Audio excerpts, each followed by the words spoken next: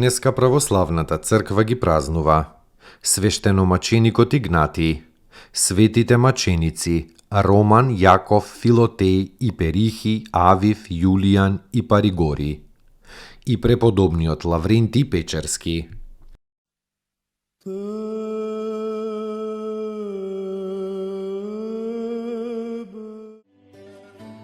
Свештеномаченикот Игнатий. Главното празнување на светиот Игнатий е во зима, на 20 декември. На овој ден пак се празнува преносот на неговите мошти од Рим, каде што маченички пострадал, во Антиохија, каде што порано бил архиереј. Кога светиот Игнатий бил повикан во Рим, пред царот Трајан да одговара за својата вера, на тој долг пат го следеле неколку граѓани од Антиохија, побудени од голема љубов кон својот добар пастир.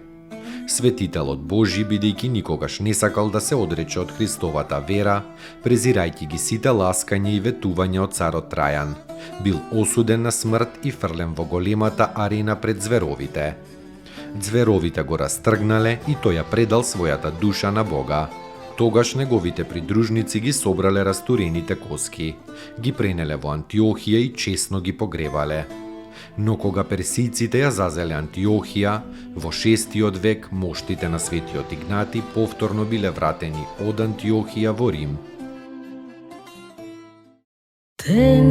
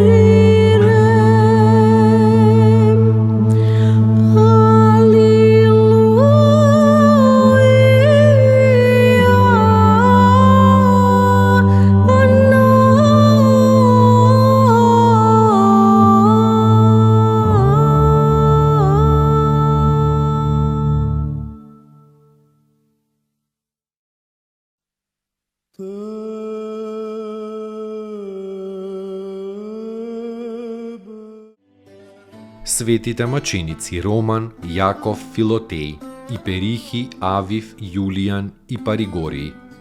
Сите овие пострадале за Господа Исуса Христа на самосад во времето на царот Максимијан во 297-та. Филотеј и Перхи биле великани, а останатите биле младенци од познат род. Ги убиле незнабожците со страшна смрт, заковувајќи клинци на главата на секој од нив. Чесно пострадале и во вечна радост се вселиле.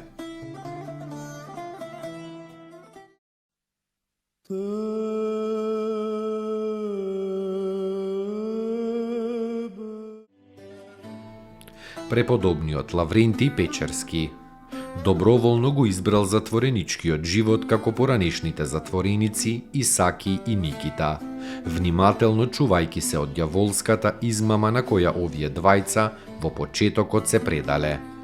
Со големо воздржување, молитва и богомислие го достигнал високиот степен на совршенство. Од уплашениот демон дознал дека во Печерскиот манастир од 118 монаси имало 30 на кои од Бога им е дадена власт над лошите духови. Се представил пред Господа во 1194 година. Dostojno est Jakovo istinu, blažiti tja Bogorodicu, prisno blaženuju i prene